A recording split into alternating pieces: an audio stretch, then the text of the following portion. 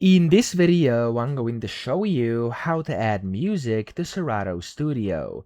Now, there's going to be a few ways to do this. You could go and of course open up this Serato DJ library over here, and if you have some things in here, you can just go ahead and add them from here. But if you have your own music on your computer, for example, you could also go and load it inside Song View. So that's going to be likely the easiest way to do this. Click on Song View over here, and you can just add audio by clicking add audio over here. And from here, you can just basically drop your audio. As it says over here, I'm going to go to one of my folders and I'm going to drop something in here, some samples. As you can see, I can just drag and drop it like this. And there we go. I've added some audio or music in here.